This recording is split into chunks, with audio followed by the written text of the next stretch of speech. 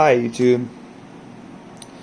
I haven't made a video in a couple days, so I was just looking into this tank and I saw that this bamboo shrimp right here, I had to go look it up online see if he's okay, but you see his antenna has like algae growing on it. I think it's like blackbeard algae. So I had to make sure that everything was okay, but I've been feeding this tank about the same amount as I was before, maybe a little tiny bit more, but like the plant growth in here and everything in here, nitrates should not be high in here. I do water changes in here. You know, I'm pretty light on water changes compared to some people, but I have good plant growth because of it. Like all these plants, you know, I've had them for quite a while, months now, but they all came in, you know, like this size. They were all like little tiny guys like this, and even these little ones up front, they grow really slow. They're like Cryptoparva, I think. But even these guys, these came as like, most of these were like 2 or 3 leaf plants, and now they all have like, you know, little bushes of like 10 leaves. Like look at this one. That one's getting a lot of light. It looks really good. I think that's just, if it's not just one, it used to be one and it spread itself. I know they do replicate. Look, there's my bristle nose coming out. One of them. There's the second one right back there. Where'd the first one go? Oh, here's the first one. Those things are so cool. I miss my black bristle nose. Seeing him come out every once in a while. I think, I'm not sure, but I think these are both males. If anybody that watches this video has like female bristle nose for sale and they're not like outrageously priced, look at that guy. He's got, you can see him under that leaf right there. He's got the nice sized bristles now. He's finally getting old. These guys live for quite a while and it just takes them forever to get big. Like I've had them for probably almost a year. See this one, yeah, you can kind of see it through there. You see it right there. See, it has like little bristles on it. So I don't know if that's for sure a male or like if it's I know like the females can get bristles on them too. They just don't get like as big and stuff. So I'm not sure if that's a female or male. And her coloration or his coloration is not quite as like darkened either. And you see this one kind of bullying him.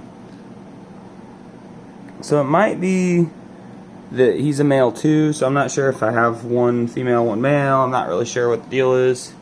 I wish I had one female, one male, because that's really what I want. I'm actually going to drop a little tiny bit more food in here.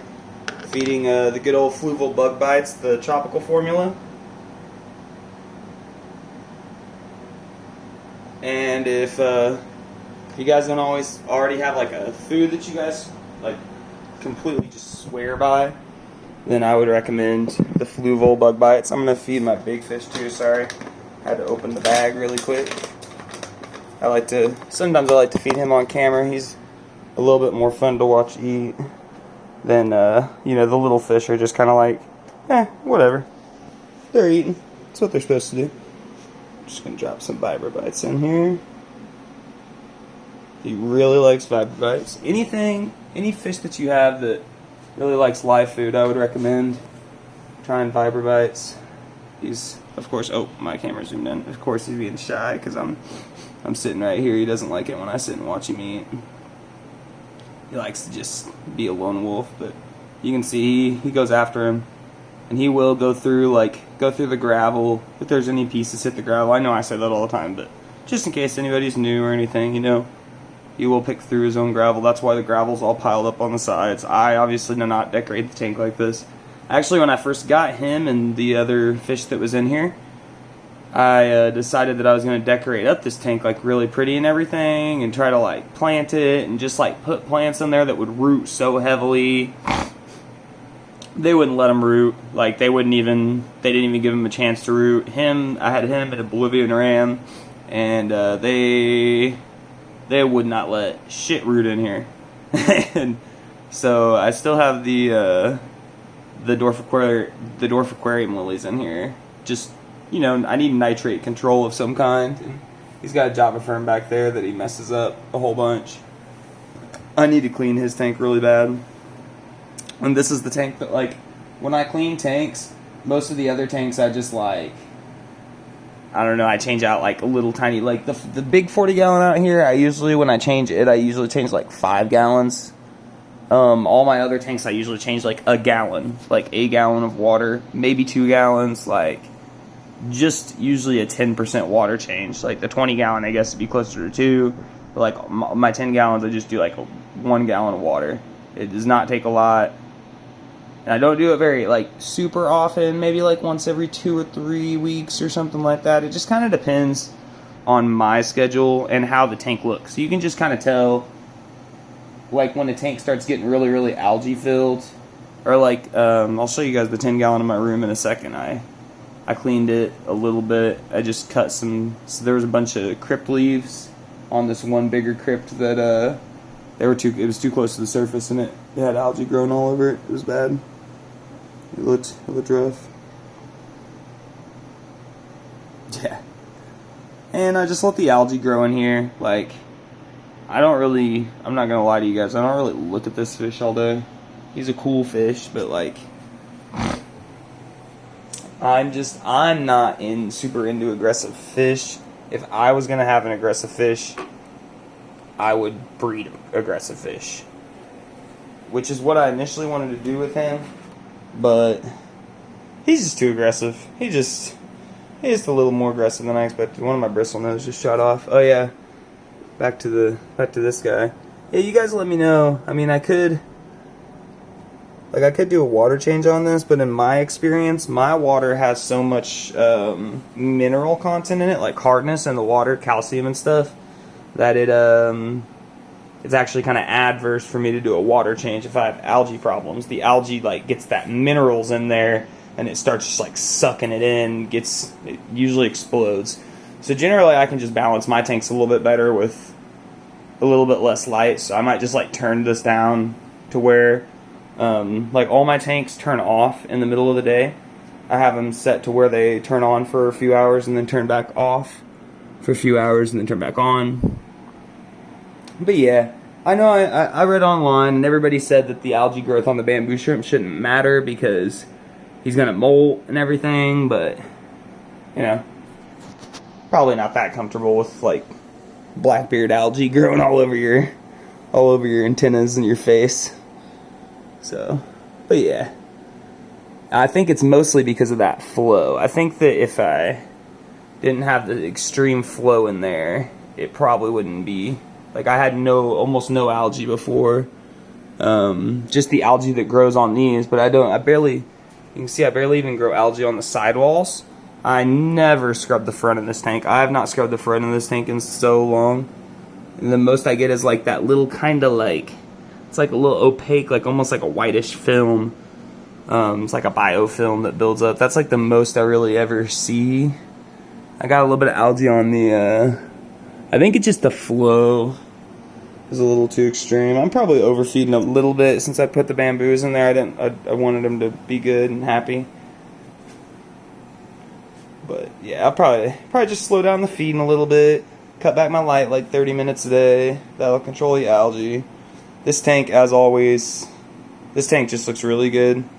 Like, Coriat Aquarium Co-op plugged it, but you know, these are all plants that he plugged pretty much. Like, he recommended crypts. I had never used crypts in a tank. I think I had tried them one time. They didn't do good, like before I was good at doing this. And like, you see, like, there's a crypt windedi, there's a crypt windedi, there's another one behind it, there's one here, there's one there, there are 2 there, and they just all look so good. They have like the kind of like wrinkly, crispy leaves, and they're got like some bronzes. Like, if I was using iron, I don't use any iron really. If I was using iron, these would get like red.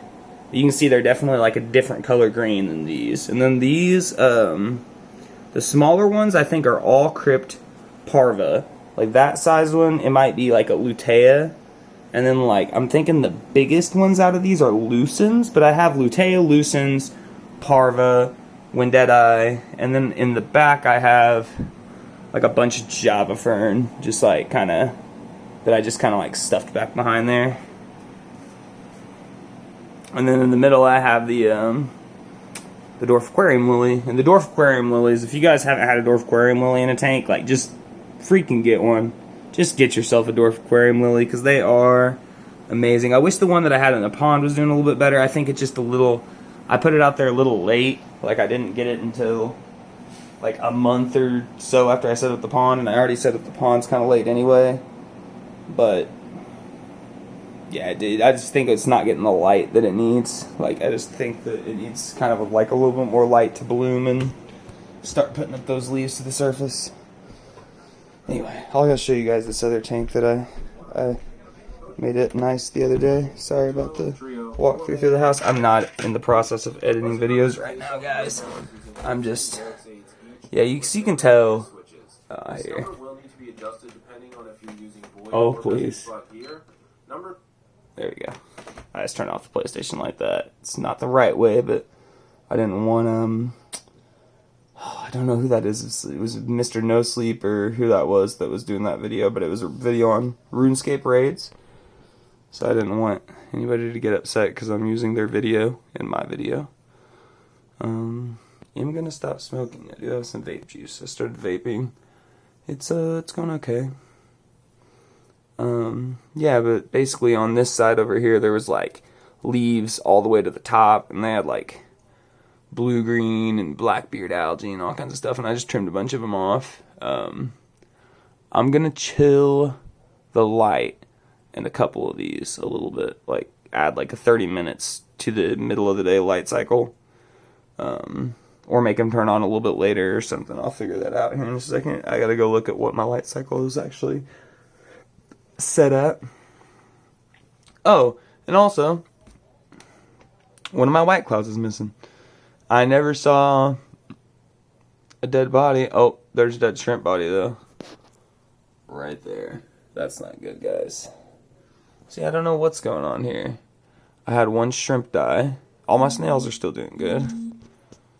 In here. I found them the other day. But I have one shrimp dead now. Which the shrimp are still going crazy. Like, the shrimp are not something I'm worried about. But I definitely didn't want any white clouds dying. So I kind of been thinking about changing the dynamic of this tank. And this white cloud might be pregnant, by the way. But look at that. She's, you look at her compared to the other ones, like,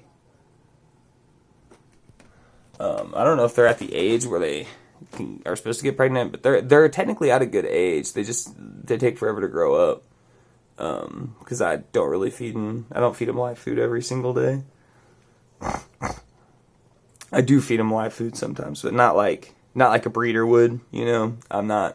Nobody wants to buy fish from me, so I don't feel like I should probably put in the full effort to breed the fish either. I'm just gonna let them breed, you know. If people start wanting to buy a bunch of fish, then I'll put in a bunch of time into making the fish even better and even more of them. But until then, I'm just kind of gonna let them do their thing. Just let them be happy.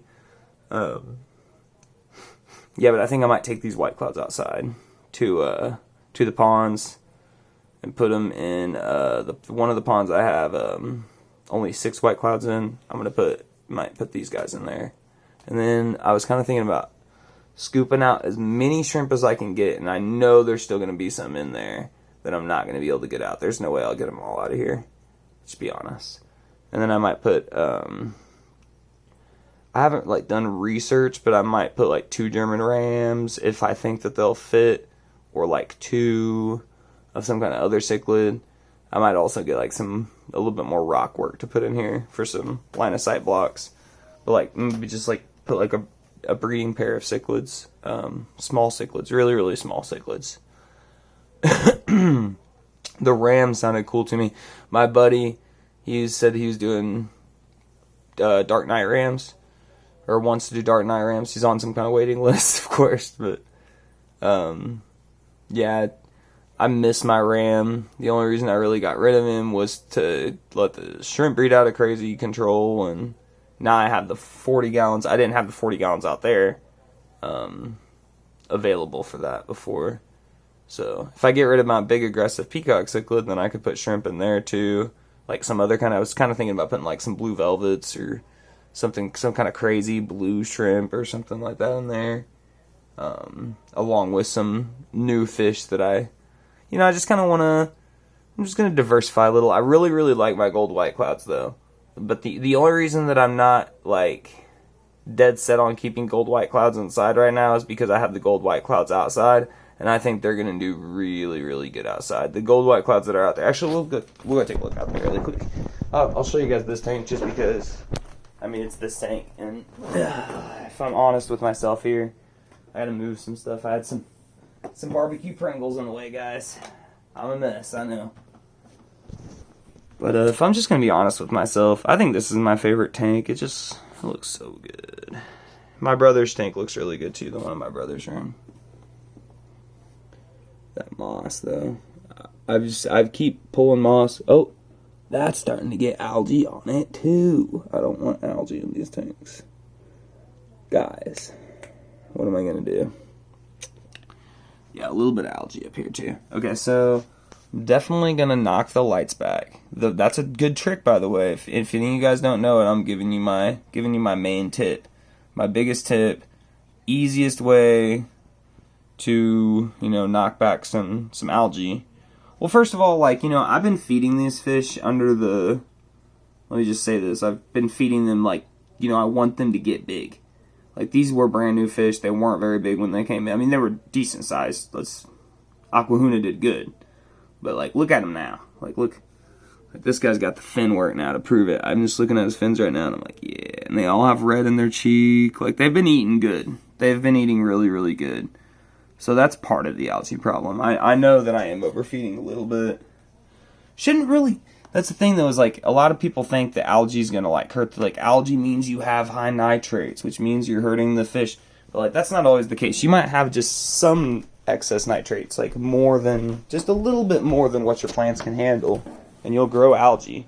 Especially if you have a long light cycle. Like, my lights are set up to be, like, I think it's, like, 12 hours of the day my lights are on. Or, if not 12, it's, like, 11. Sorry about it's going to be windy out here, guys. I'm sorry. I'll just be out here for a second. I just wanted to go look at these, see if I can actually see him. Hi, Carly. Branch still is not fallen, so you're going to walk around the fallen branch. Here's my other cat. My Chevelle in the garage. Oh, yeah, guys. I don't know if I showed you guys my Chevelle. I have a Chevelle in the garage. Everybody's always, like, trying to buy it and stuff, but it's like it's an old school. It's like, I think it's like a 60. It's a 60, like a late 60s Chevy Malibu, which is, you know, everybody and their father's favorite car right there or something. So probably do some workout here today after I get done with the YouTube video. I'm just kind of chilling out early today. But yeah, you can see these guys. I was just looking at them the other day. I hadn't really looked at them for a couple days. I just came out and kind of mindlessly fed them and then walked away a few days in a row. And then I didn't feed them yesterday. I always like to give my, you know, fasting day for the fish. I think it's good for them.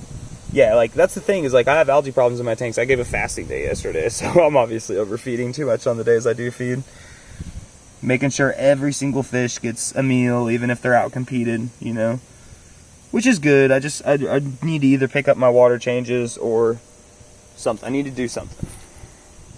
Yeah, but what I was saying earlier, algae's good for the fish. Oh, and my tip that I forgot to give you guys, change your light cycle. Put a break in your light cycle. That's like one of the number one things that, I think it was like Corey at Aquarium Co-op on one of his videos, he had said to put a break in your light cycle.